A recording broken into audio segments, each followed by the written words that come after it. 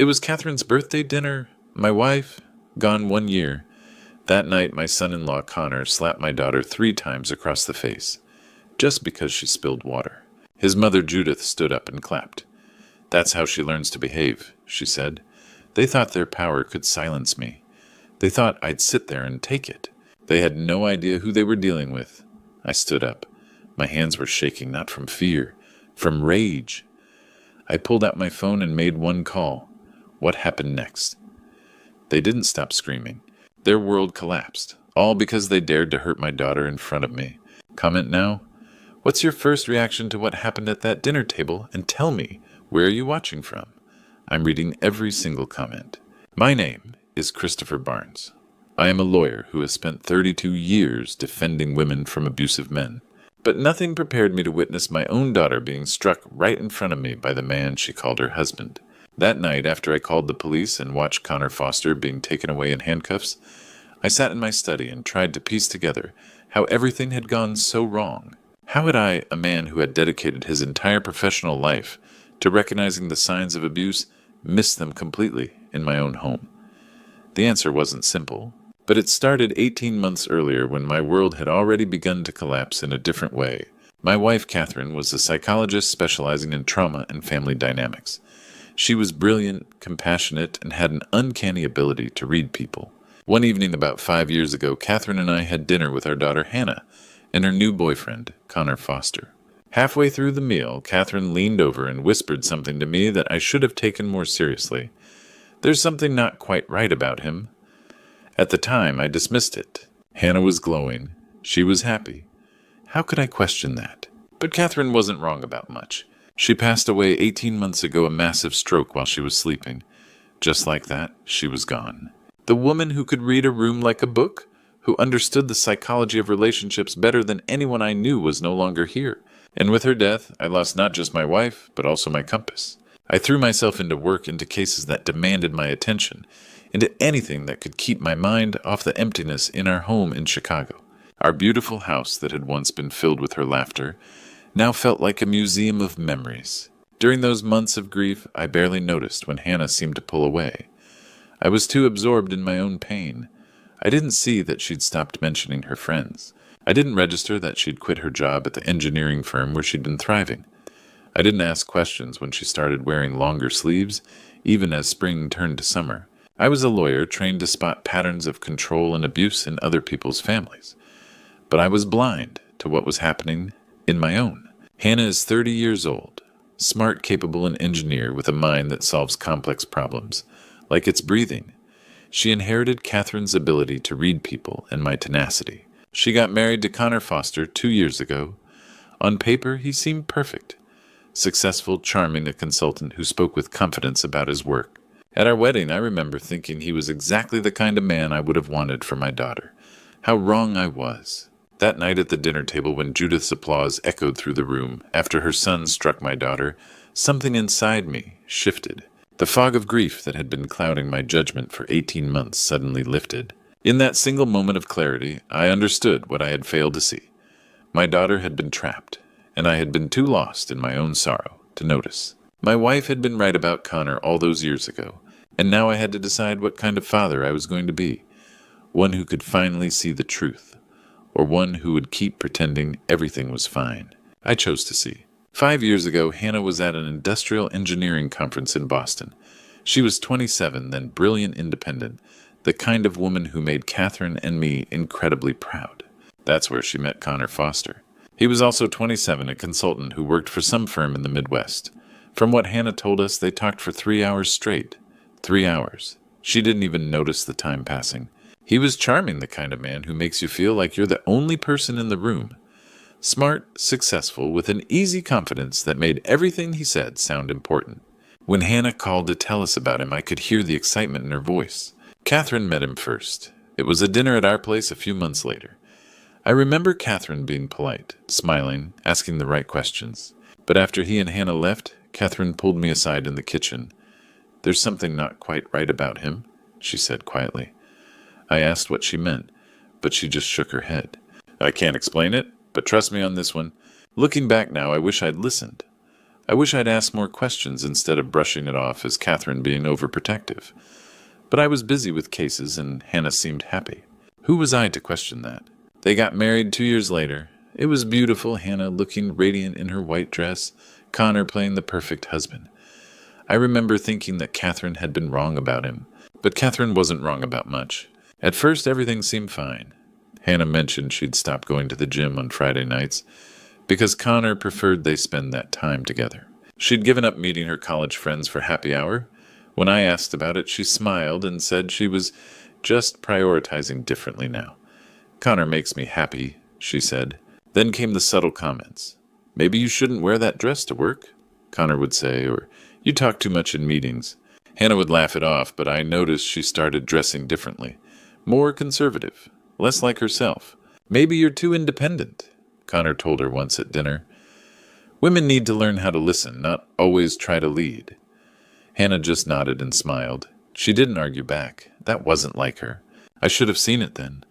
I should have recognized the pattern. But I was too caught up in my own world, too focused on my cases. Then Connor mentioned his mother. My mom's going to move closer to us, he said one evening. She's been thinking about relocating to Chicago anyway. It'll be nice to have family nearby. Hannah's smile tightened just a little, but she said nothing.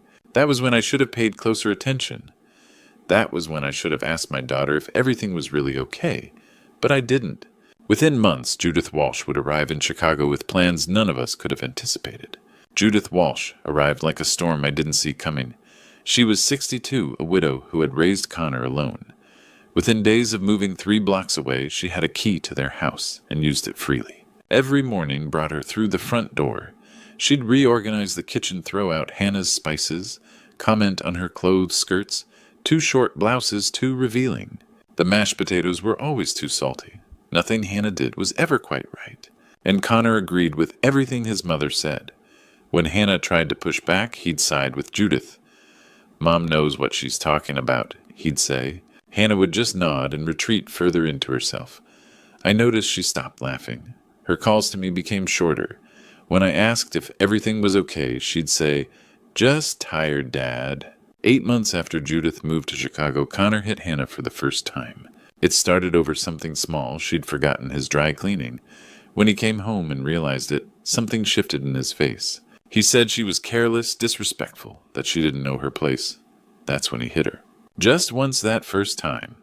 Not hard enough to leave a visible mark, but hard enough for Hannah to understand that something fundamental had changed. He apologized, immediately. Held her, told her he loved her more than anything. He bought her flowers the next day. Hannah believed him. She believed it was a one-time thing. But it happened again. The pattern became familiar. Trigger, explosion, apology, gifts, temporary peace, then trigger again.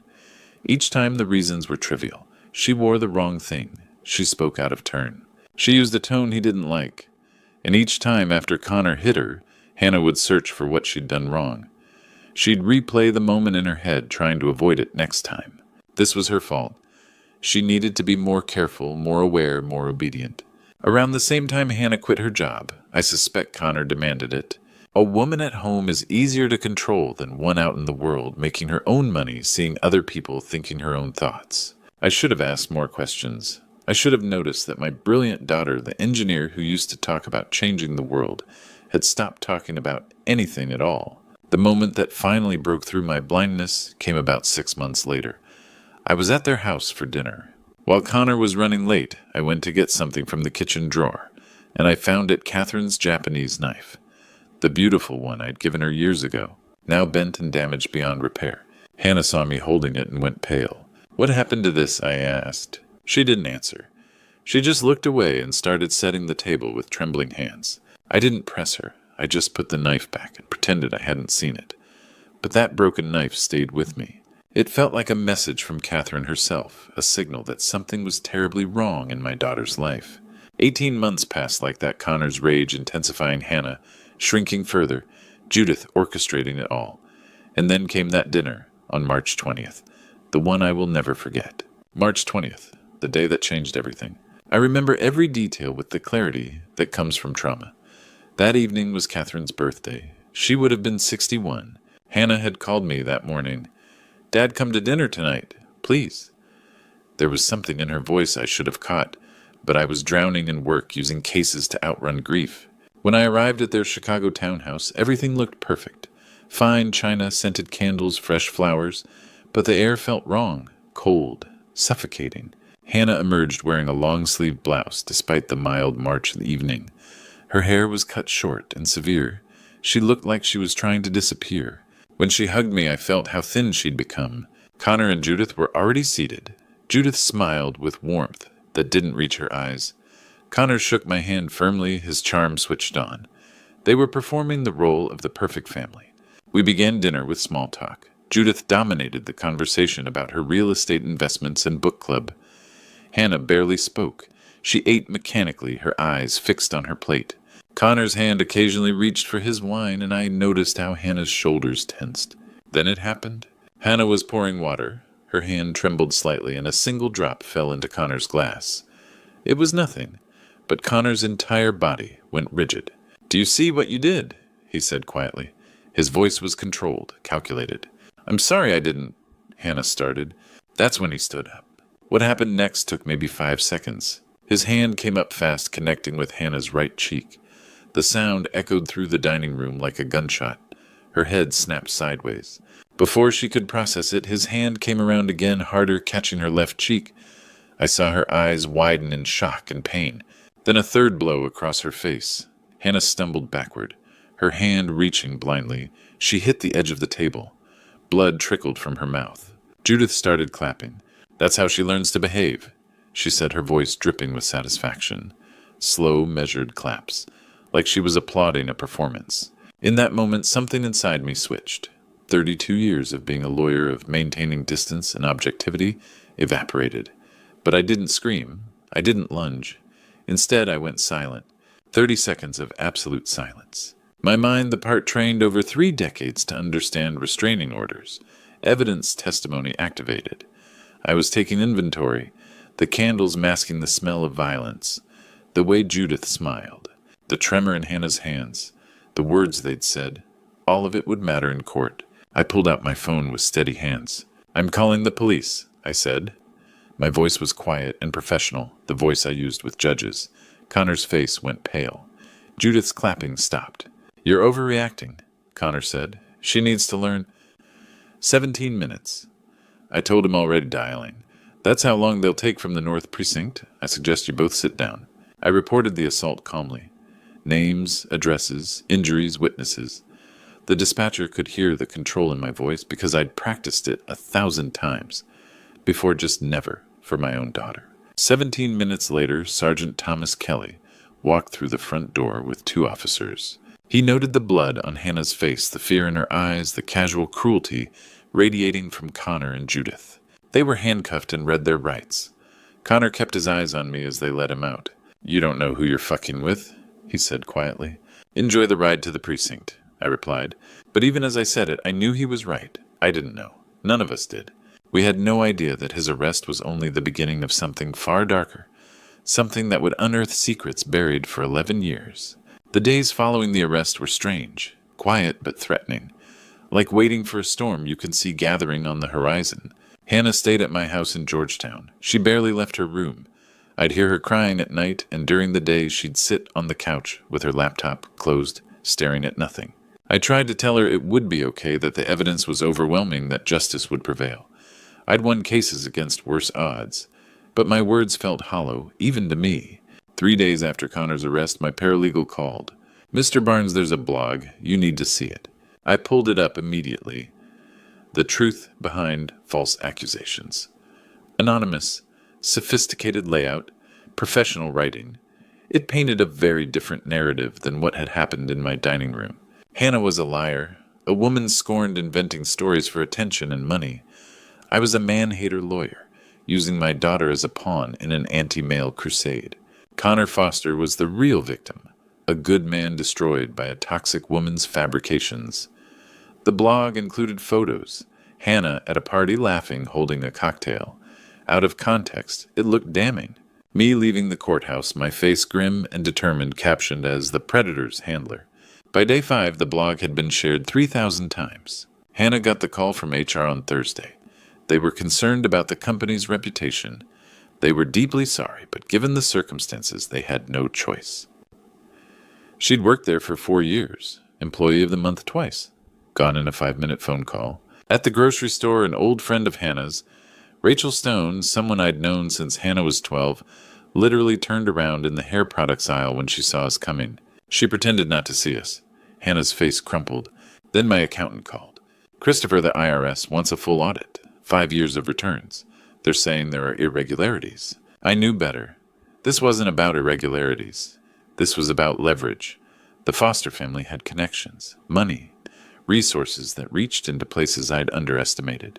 That's when it hit me. Really hit me that I'd been so focused on winning the legal battle that I hadn't prepared for this one. The court of public opinion. The quiet destruction of everything Hannah had built. The slow strangulation of my professional reputation. I'd spent 32 years defending women against men who use power to silence them. And now I was watching Connor and Judith do exactly that to Hannah. Except they weren't just using physical force anymore. They were using narrative, whisper campaigns, strategic leaks to sympathetic bloggers, an anonymous coordinated assault on our credibility. The police had the evidence. The case was solid. But none of that mattered if nobody would listen to us. If every time Hannah tried to speak, people saw a party photo and a cocktail. If every time I tried to advocate, people saw a zealot. Hannah found me in my study that night. She looked smaller than ever. Dad, what if they win? She asked quietly. I wanted to tell her they couldn't. I wanted to promise her that the truth always prevails. But I was learning painfully that the truth is just one voice in a much noisier room. We're not done yet, I said. Not even close. She nodded, but the hope in her eyes had dimmed. 2 weeks passed like that, us in limbo, the blog growing, the whispers spreading, my audit expanding.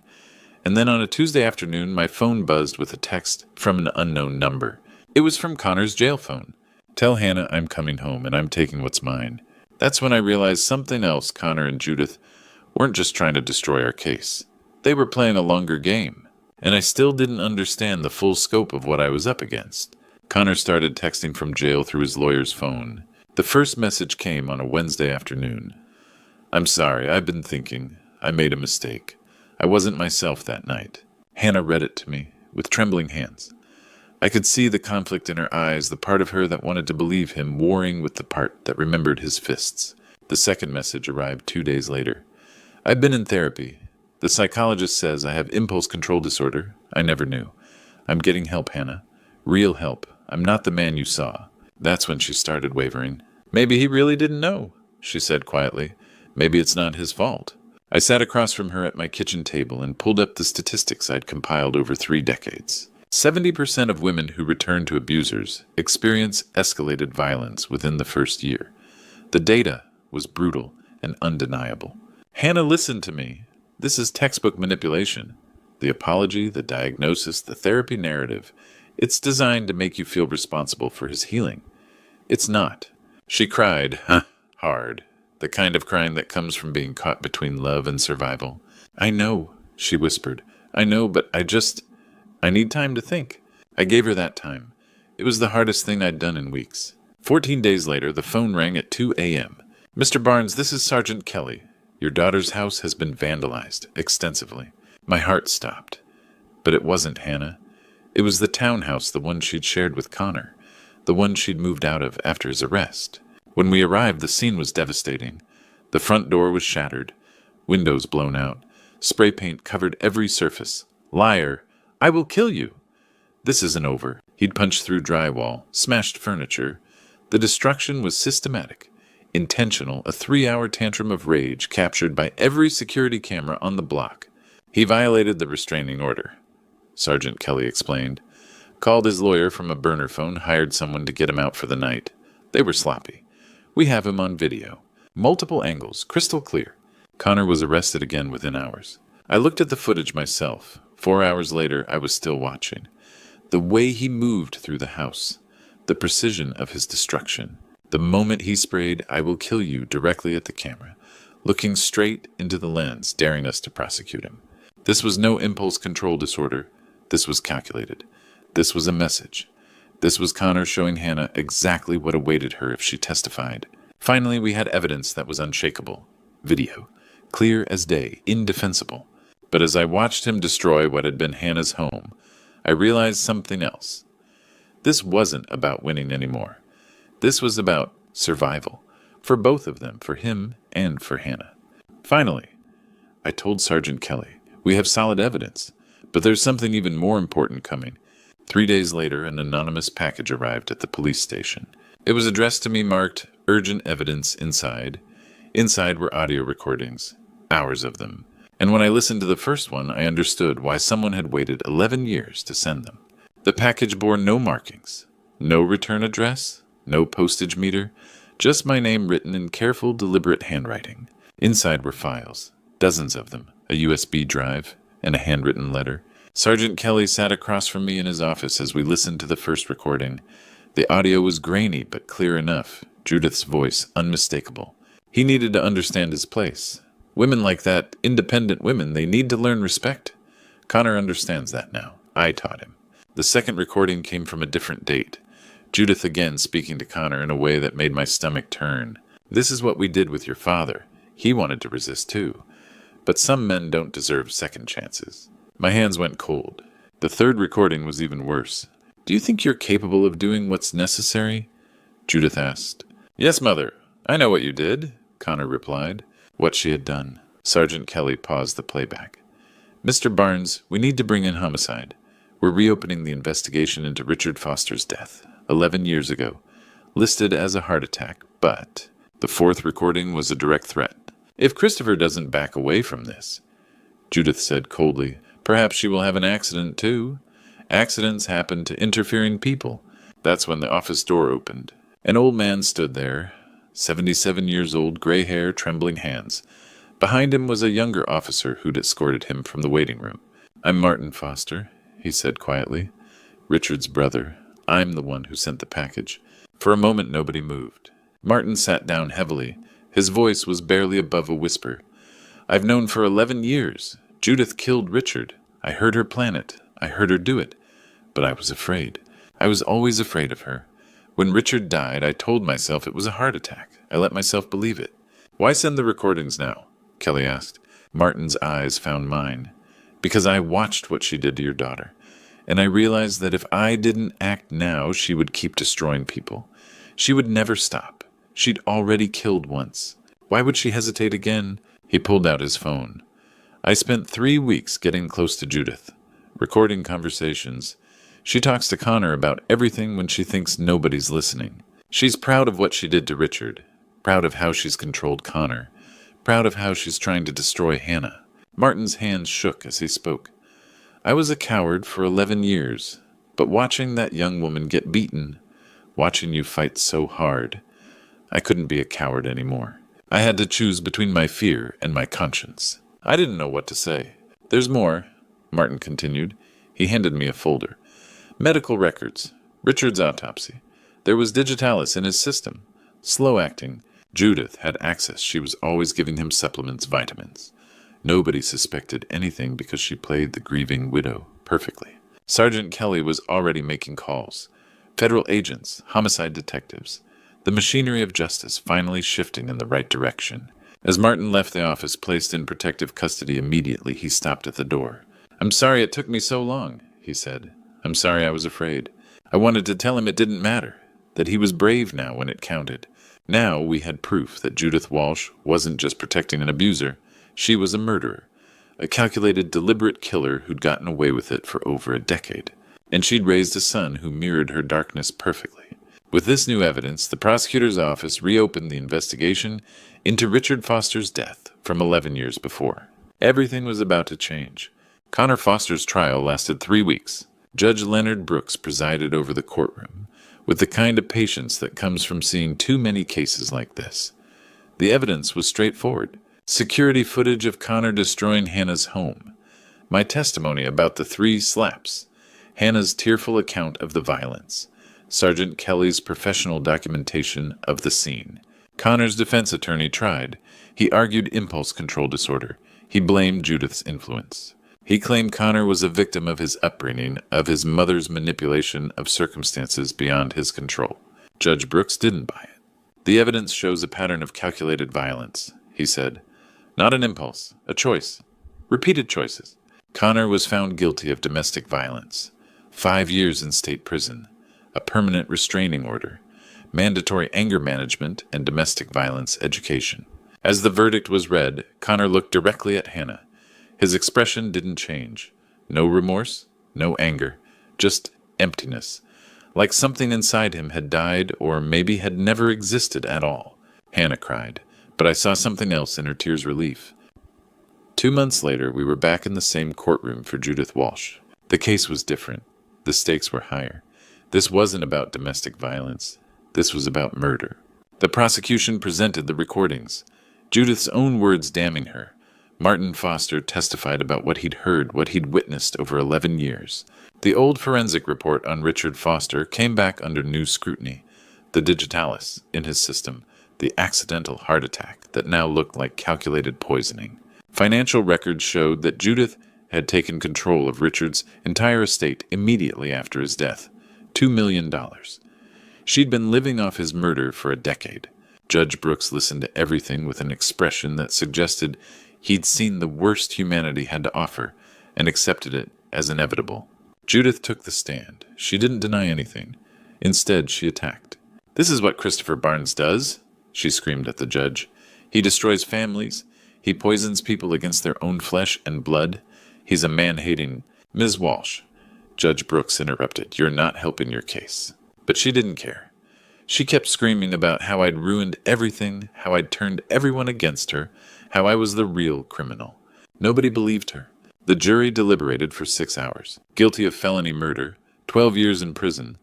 The sentence was reduced from life because of her age, but it didn't matter. Judith Walsh would spend her remaining years in a cell, the same way she'd spent the last 11 years controlling what she could, destroying what she couldn't. As they led her away, she locked eyes with me one last time. There was no remorse there either, just rage, pure undiluted rage that she'd been caught. Walking out of the courthouse that day, I realized something profound. Justice and healing are not the same thing. The law could put Connor and Judith away, but it couldn't undo the damage. It couldn't restore Hannah's sense of safety. It couldn't bring Catherine back. It couldn't erase the years I'd spent drowning in my own grief. Justice was served. The guilty were convicted. The system worked. But real healing, that was a different battle entirely. 6 months later, I stood in front of Catherine's photograph and realized something had changed inside me. It wasn't forgiveness. It wasn't closure. It was something quieter. Something that felt like permission to stop fighting long enough to actually live again. 5 years have passed since that fateful dinner. I sit in my study in Chicago, watching the afternoon light filter through the windows. The house is quiet now, peaceful in a way it hasn't been since Catherine died. Hannah doesn't live here anymore. She has her own life. She has her own happiness. Last week I watched her laugh with Ryan Parker at a coffee shop downtown. Really laugh. The kind of laugh that comes from someone who's learned the difference between fear and freedom. Ryan is a good man, respectful, genuinely interested in Hannah's thoughts, her dreams. He encourages her to see her friends. He doesn't monitor her phone. He doesn't try to control what she wears or where she goes. He loves her the way love is supposed to feel. As we sat across from each other over coffee, Hannah reached across the table and held my hand. "I wanted to say thank you," she said quietly, "for not letting go, for believing me when I wasn't sure I believed myself." I thought about Catherine in that moment, about how she would have seen this day, how proud she would be. "Your mother would be so proud of you," I told her. Hannah smiled through tears. "I think she knows. I've spent the last year writing my memoir, not to relive the trauma, but to transform it into something useful, something that might help someone else recognize the warning signs I missed, the isolation, the control disguised as love, the way abuse always starts quiet and grows louder until you can't hear anything else. If my story helps even one woman recognize these signs, if it gives her the courage to say no before it's too late, then all of this has been worth it. Connor is in prison. Judith is in prison. They're both exactly where they need to be. But there are thousands more like them. Thousands of Hannahs still trapped. Thousands of Christophers still sleeping through the warning signs. So I'm asking you, when will you speak up? If someone you know is being controlled, isolated, when will you say something? When will you push past the discomfort of getting involved? When will you be willing to ruin a dinner party? sacrifice a friendship, lose a client to save someone's life. And if you're the one being hurt, when will you say enough? When will you realize that what you're tolerating isn't love? When will you understand that you deserve better? True love doesn't require you to disappear. It doesn't demand your submission. It doesn't come with bruises and apologies and promises to change. True love expands you, protects you, celebrates you. I think about Catherine often, about how she tried to warn me about Connor, about how I was too blind with my own grief to listen, but I listened when it mattered. I acted when it counted. And because of that, Hannah is free. That's the legacy I want to leave. Not the memory of the violence, but the proof that it can be stopped. That justice, however imperfect, is possible. That healing, however slow, is real. I stand at my window and watch the Chicago sunset. Hannah's out there somewhere building a life that's actually hers. And for the first time in years, I can breathe. True love never hurts. Never. Looking back at everything that's happened, I realize I made a critical mistake as a father. I was so consumed by my own grief after Catherine's death that I missed the most important case of my life, the one happening under my own roof. Don't be like me. Don't wait until the bruises appear. Don't rationalize the isolation. Don't mistake control for care. Here's what I learned. Real love expands you. It doesn't shrink you. Real love celebrates your independence. It doesn't demand your submission. If someone is slowly cutting you off from friends, monitoring your movements, criticizing everything you do, that's not love. That's a cage disguised as devotion. And I want to tell you something else. God doesn't design love to hurt. I'm a man of faith, and I know that whatever higher power guides us wants us to experience joy, not pain. If you're praying for strength to endure abuse, know that God's answer might be leave. Sometimes protection looks like escape. This isn't just my grandpa's stories or some distant true story you can ignore. This is happening to millions of women right now. Women who wake up one morning and realize they don't recognize themselves anymore. Women trapped in the same cycle Hannah almost didn't escape from. The true story of what happened to my daughter became the catalyst for justice. But yours could be different if you act now. If you recognize these warning signs in your own life or someone you love, don't stay silent. Don't wait for the perfect moment. Don't hope he'll change. This is where I need you. Comment below and tell me what kept you trapped, or what gave you the courage to leave.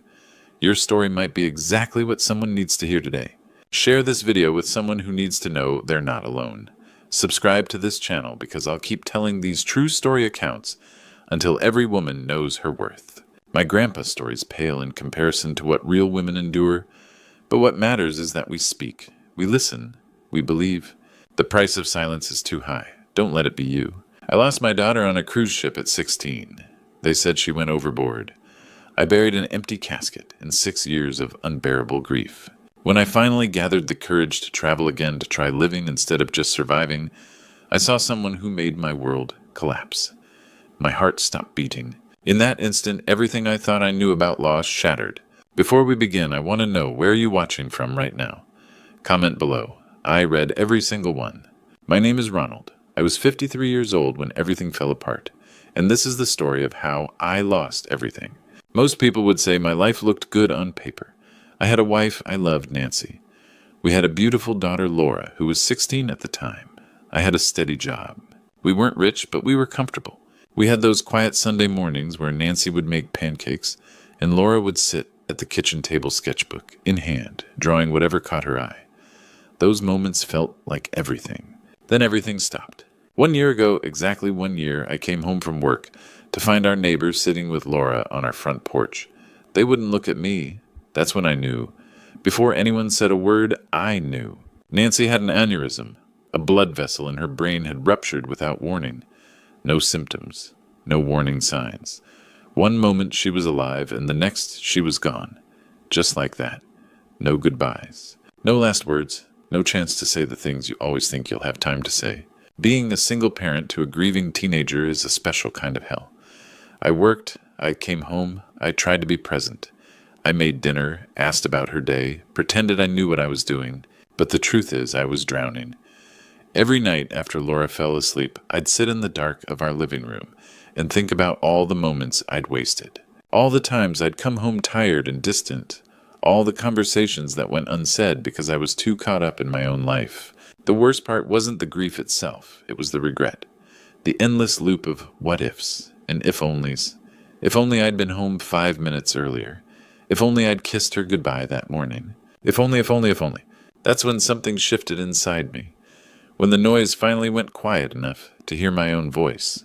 I'd been hiding who I was my entire life. It wasn't until I was alone that I realized the truth about myself. I'd married Nancy because I loved her, I really did. But I'd also married her because that's what you do when you're a man who doesn't fit into the boxes society built for you.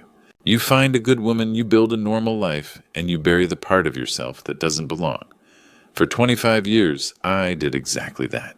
But grief has a way of stripping away the lies. When I lost Nancy, I didn't just lose a wife. I lost the person who made the pretense feel worth it. And suddenly, I couldn't hide anymore.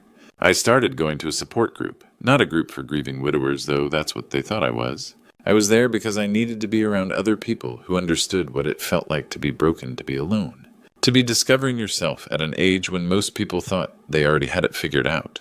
And then I met Justin. He was 38, confident, beautiful, in a way that made you forget to breathe. He came into our lives like sunlight breaking through storm clouds. He was attentive kind, interested in every detail of my life.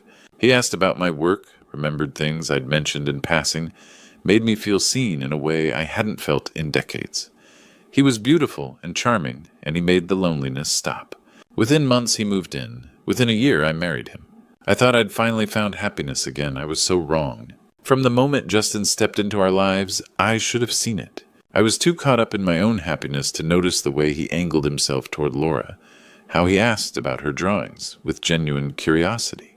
But I was too relieved to finally have someone who understood me. He knew exactly how to make her feel heard, special, adult. That's the thing about predators. They don't announce themselves. They arrive as listeners, as the person who finally gets you when nobody else does. For a lonely teenage girl who just lost her mother and had a father too exhausted to see her, Justin was exactly that. He'd ask Laura about her art, really ask. He'd sit with her sketches asking why she chose that color, what it meant to her. Nobody had paid that much attention to Laura before, not me. I was working 60-hour weeks, coming home too tired to do more than heat up dinner and collapse into bed. Justin made time for her in a way I couldn't. Slowly, imperceptibly, he became more important to her than I was. I'd come home and find them in the living room, Laura showing him her latest work. Her whole face lit up in a way it hadn't been since Nancy died. I was relieved. Finally, something was making my daughter smile. It never occurred to me that he was connecting with her in exactly the right way designed to make her trust him completely. Then came the private conversations. Texts that made her laugh, her phone face down on the table, as if she had something to hide. I asked about it once, and she said he was helping with art stuff. I believed her. Why wouldn't I? He was my husband. He was supposed to be trustworthy. But I was too busy to verify. Too tired. Too grateful that someone else was taking care of her emotional needs. By the time Laura turned 16, something fundamental had shifted. She didn't want to hang out with me anymore. Movie nights became awkward. She spent more time in her room. And when she was downstairs, she was looking for him, waiting for his car to pull into the driveway, perking up the moment he walked through the door. I should have recognized the signs. I should have known what it looked like when someone was falling. But I was so grateful my daughter wasn't drowning in grief anymore, I mistook it for healing. One November evening, I came home early. I found them in the kitchen. Laura was showing Justin something on her phone, and he had his hand on her shoulder. His posture, the way he was leaning in the intimacy of the moment, something felt wrong. Then he kissed her. It was quick, barely a second, his lips touching the top of her head. But the way Laura looked up at him with complete surrender, complete devotion, told me everything. I'd seen that look before. It was the look of someone who'd learned that their job was to be perfect for another person. It was the look of someone who'd already started disappearing. Laura was completely under his spell. March 8th, 2018, we boarded the Carnival cruise. Something felt off the moment we stepped on that ship. It wasn't anything I could point to, specifically no single red flag that would make sense to someone else. But there was a tension in the air, a heaviness that seemed to follow us from the moment we checked into our cabin. Laura moved through the hallways like a ghost. Her usual spark dimmed. She'd always loved traveling, loved the idea of adventure, but this felt different. This felt like something she'd agreed to under duress. I told myself it was grief. 3 months had passed since Nancy died, and cruise ships are supposed to be fun, family-oriented places where you make memories. Maybe the weight of this trip being here without Nancy trying to rebuild what we'd lost was just too much for Laura to carry. Justin, on the other hand, was the opposite of tense. He was calm, purposeful. He moved through the ship like he owned it, planning activities, suggesting restaurants, charming the staff. He seemed energized by the space, by the isolation of being at sea with nowhere to escape. Looking back, I understand now that this was intentional. He was enjoying the setup, the trap. The first few days were a blur of dinners I didn't want to eat and activities I suggested to try to force normalcy back into our lives. I'd book a shore excursion and Laura would find a reason not to go. I'd suggest we play mini-golf as a family, and she'd say she wanted to sleep. The excuses were reasonable. What teenager wants to spend quality time with their parents? But they stung in a way I hadn't anticipated. What hurt more was watching Laura gravitate toward Justin instead. I'd find them on the upper deck, her head on his shoulder, as they watched the water. I'd see them in the dining room, Justin leaning close, as he whispered something that made her laugh. They had an ease with each other that didn't include me. A language I couldn't speak, a bond I couldn't break. I tried to convince myself this was fine. Good even.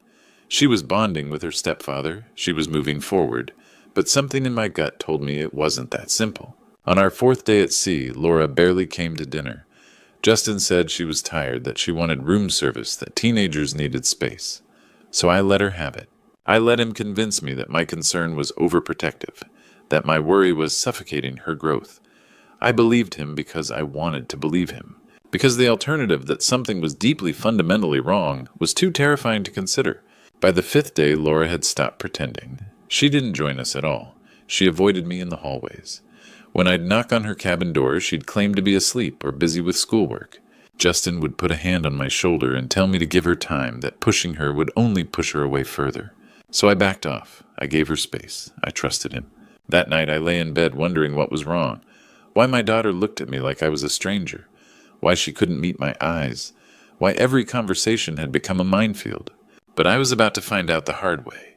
March 12th. Everything changed that night. March 12th, 2018, 3:47 a.m. I woke up. Something was wrong. The kind of wrong that doesn't announce itself with noise or violence. It's a feeling. A sixth sense. The absence of something that should be there. Laura's breathing from the other bed. The small sounds teenagers make when they sleep. The rhythm of her being in the room with me. I reached over and felt her mattress. Cold.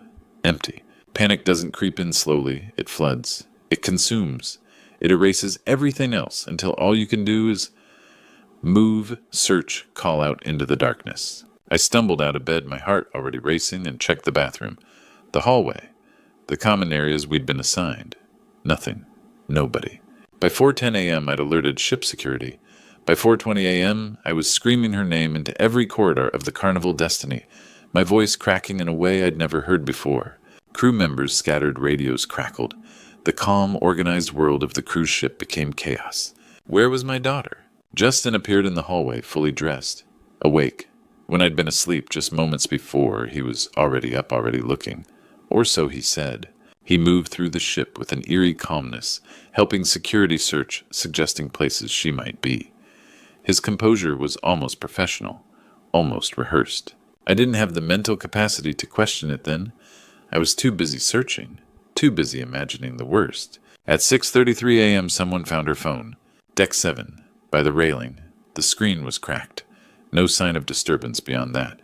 Just a phone abandoned as if its owner had simply let it fall, or had been made to let it fall. That's when the whispers began. The crew members looking at each other with understanding. The unspoken conclusion she'd gone overboard. By 9 a.m. the search was called off. The captain made an announcement. A passenger had been reported missing, presumed deceased.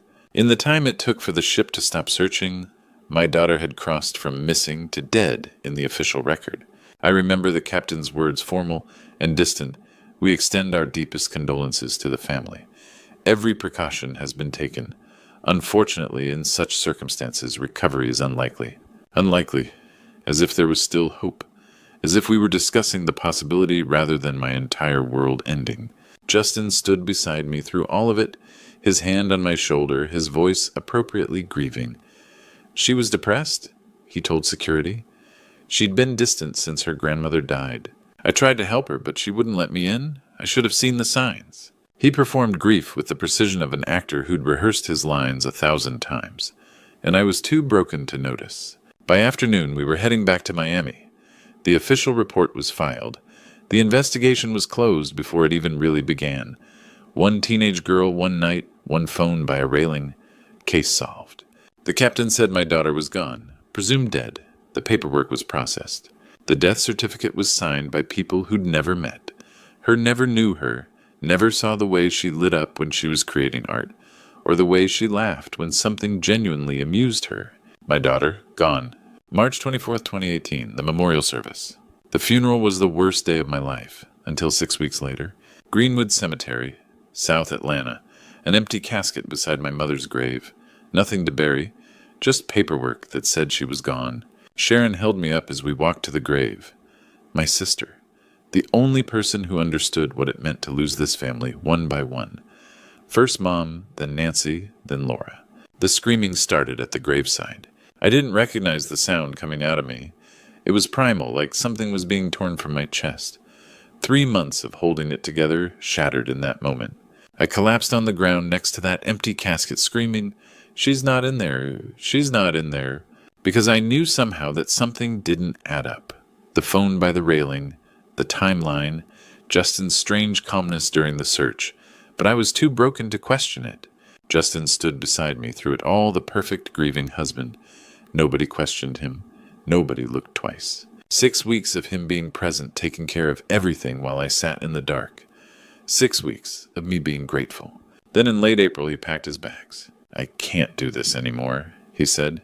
His voice was cold, final. "I need to leave. I can't stay in this house.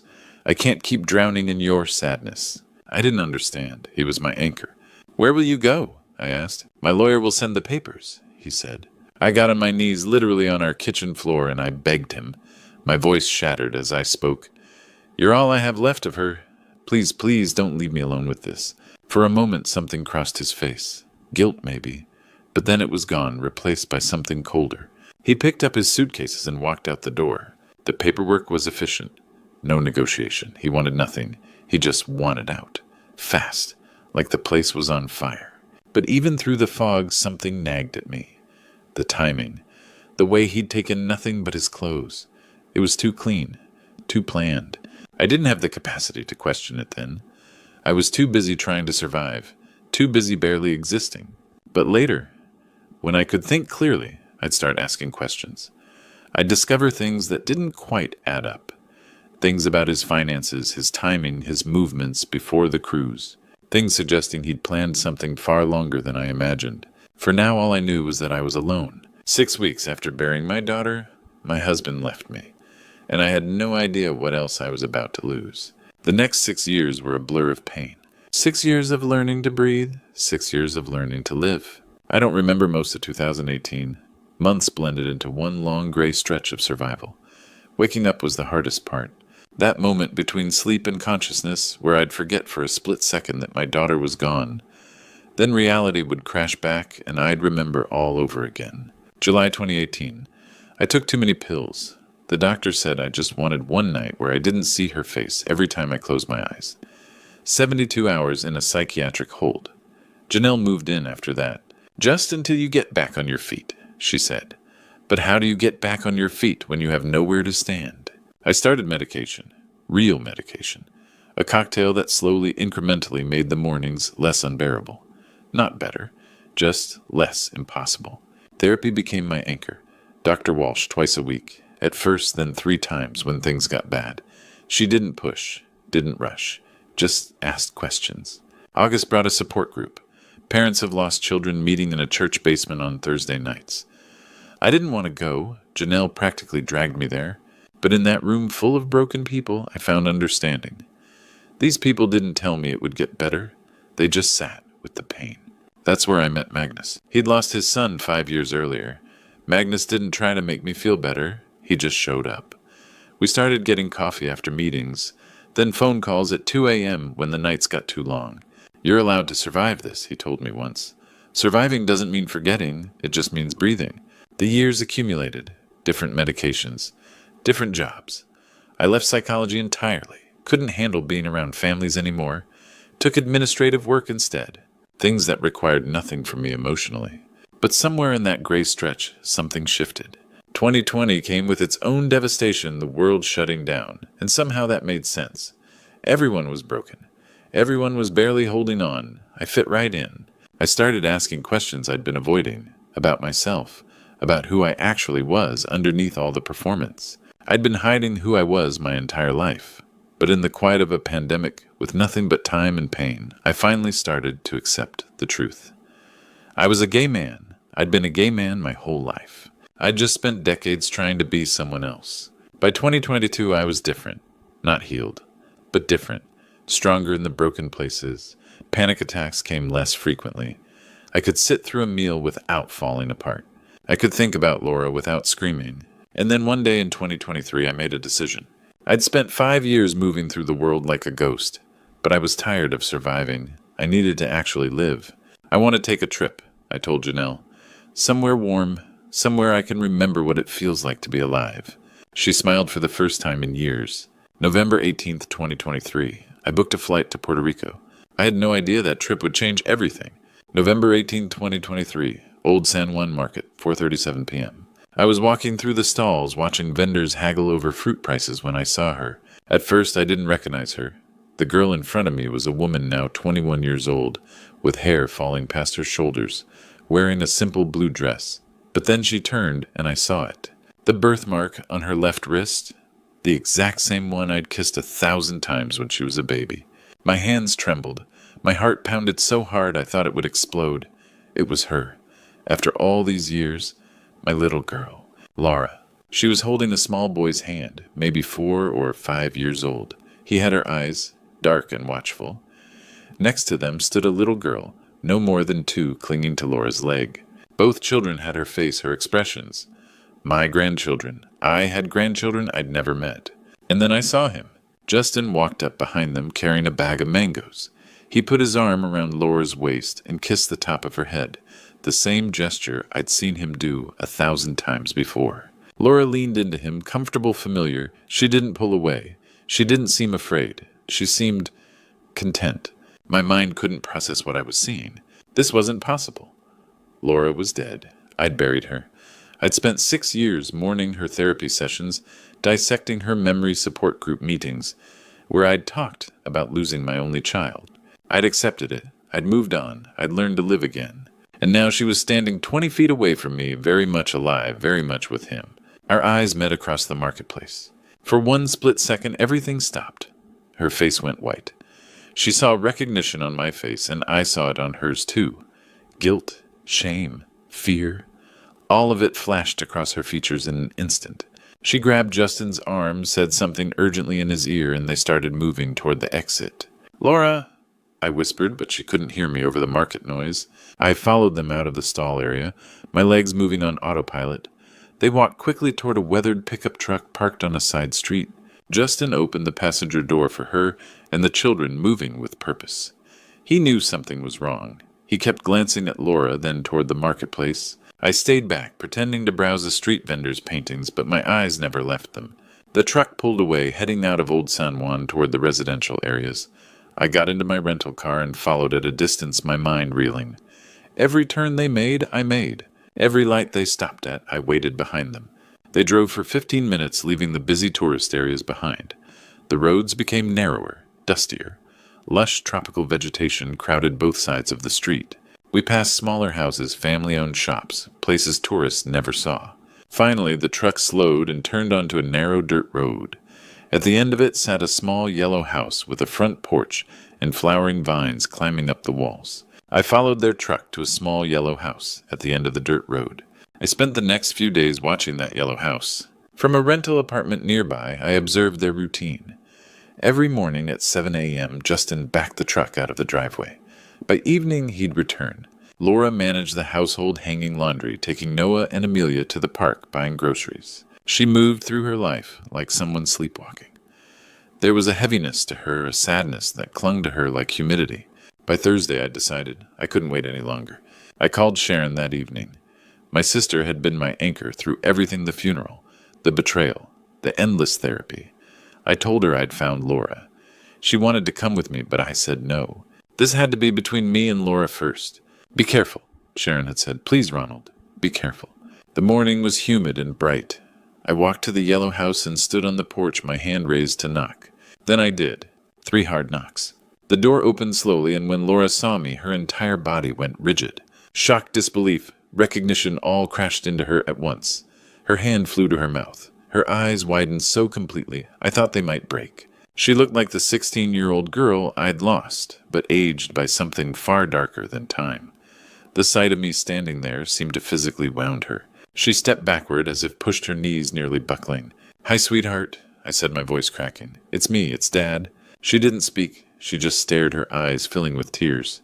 "Can I come in?" She stepped back mechanically. Noah and Amelia watched from the kitchen doorway as I entered. Laura closed the door behind me. We sat on a worn couch. Her hands trembled in her lap. "I saw you at the market," I said. "I followed you here." She nodded, not meeting my eyes. "I need you to tell me everything, from the beginning." Laura finally looked at me. Her eyes were devastated, ancient with guilt. "I'm so sorry, Dad," she whispered. "I'm so sorry." And then she told me about Justin's manipulation, how he'd isolated her on that cruise, made her feel like he was the only person who truly understood her, how he'd convinced her to disappear and let me think she was dead. She was so young, so desperate to belong to someone, so eager to be treated like an adult. "He said nobody would understand us," Laura whispered. "He said if I told you, you'd keep us apart. The grooming, the coercion, the fear." She explained how once they were in Guatemala and Belize, she realized what had happened. But by then it was too late. She had children with him. She was trapped in a prison of her own making. Every time she thought about reaching out, Justin reminded her of what she'd done. The fraud, the conspiracy, the lies. He'd convinced her that if she tried to go back, she'd go to jail, that I would never forgive her. "I was just a kid, Dad," Laura said, her voice breaking. "I didn't understand. I thought he loved me. I thought I was special. I was so naive, so easy to manipulate." She wept, gasping, heaving sobs that shook her entire body. I pulled her toward me, and she collapsed into my chest. For the first time in 6 years, I held my daughter. I held the girl who'd been stolen from me, groomed and coerced, and trapped in a cycle of lies and fear. I held her while she cried for everything she'd lost: her childhood, her family, her innocence, her freedom. "I've got you," I whispered. "I've got you now. I'm here." We sat like that for a long time. The afternoon light shifted across the living room floor. Noah and Amelia played quietly in the other room, but we both knew this wasn't the end. Justin was coming home. The afternoon stretched on. Laura made lunch. We sat together, and for a moment it felt almost normal, almost like we might actually heal from this. Then at 6:15 p.m. I heard it, the sound of the truck pulling into the driveway, the engine cutting off, the driver's side door opening and closing. I heard the truck pulling into the driveway. My heart stopped. Everything I'd waited for over 6 years came down to this moment. When Justin walked through that door, his face went pale. He saw me sitting on the couch next to Laura, and for a split second he looked like a man whose entire world was collapsing. "Ronald," he said, his voice careful, "what are you doing here?" Laura stood up, trembling. "Dad found me at the market. He followed us home." Justin stepped toward Laura, and I saw something I hadn't expected to see: genuine concern. He reached for her hand, and she didn't pull away. When he looked back at me, his eyes were filled with dread and resignation. "We need to talk," I said quietly. "All of us." They sat together on the couch. Noah and Amelia played in the other room, their voices a distant hum. For a long moment, nobody spoke. The weight of 6 years hung between us like a living thing. Then Justin did something unexpected. He started to cry. "I know what I did was wrong," he said, his voice breaking.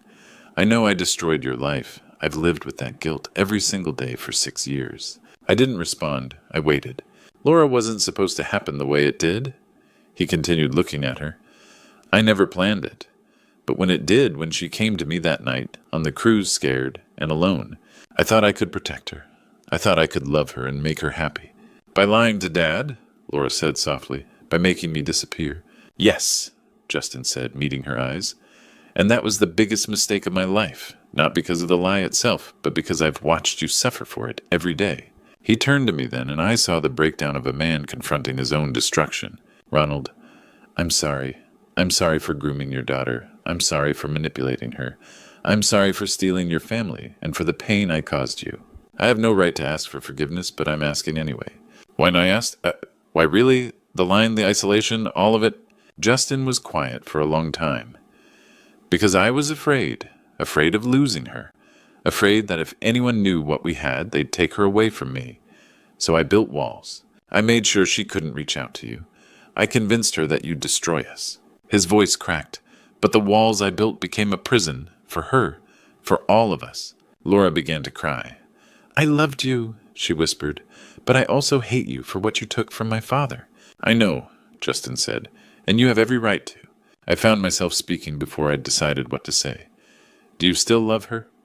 Truly, Justin didn't hesitate. Every single day. That's what makes this so unbearable. I love her and I've hurt her in ways I can never fully repair. Laura looked at me, her eyes searching. What do you want to do, Dad? I looked at my daughter, the woman she'd become. I looked at the man who'd hurt our family so deeply.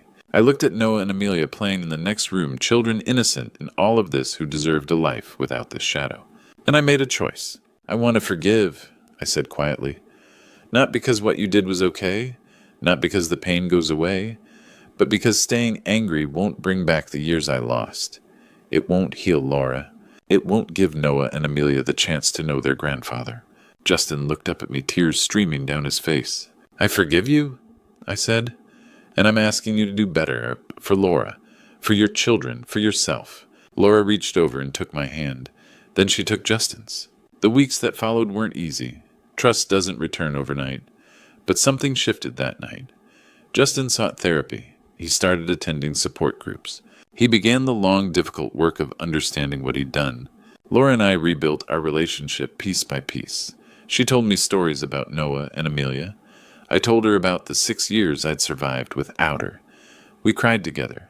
We laughed together. One afternoon, Noah asked me to push him on the swing at the park. Amelia fell asleep on my shoulder, her small hand clutching my shirt. In that moment, I understood something fundamental. Love doesn't erase pain, but it transforms it. I've accepted who I am, now a bisexual man who lost everything and found his way back to his family. A father learning that forgiveness isn't weakness. It's the strongest thing a person can do. Ronald, Laura, Justin, Noah, and Amelia were broken in different ways. But we're trying. We're learning how to be a family. Again, not the way it was, but in a new way. Sometimes the only way to heal is to face the truth, no matter how painful. Was it justice or just another tragedy in a life full of them? I still don't know, but I know this: we found a way forward, a way to heal. Looking back at my story, I realize how many mistakes I made, how many warning signs I missed. If I could talk to every parent watching this, I'd say, don't be like me. Don't ignore the red flags. Don't trust blindly. Don't let love make you blind to manipulation. This is a true story about grandpa stories, the ones we don't usually tell. These grandpa stories matter because they're real. They show us the dark side of love, the consequences of trusting the wrong person, the cost of silence. But here's the lesson God taught me through all of this. Forgiveness isn't about forgetting. It's about choosing to move forward. It's about protecting the people you love while still finding compassion for those who've hurt you. Don't repeat my mistakes. Watch for signs of grooming in your own families. Ask the hard questions. Protect your children fiercely. And when the time comes, find the strength to forgive. Not for them, but for yourself. These grandpa stories, these true story moments, they remind us that healing is possible, that second chances exist, that broken families can become whole again. If this true story resonated with you, if you've experienced something similar, I need you to comment below. Share your thoughts. Share your own stories. Let's break the silence together. And please subscribe to this channel for more grandpa stories that matter. More true stories that heal. Because every story deserves to be heard.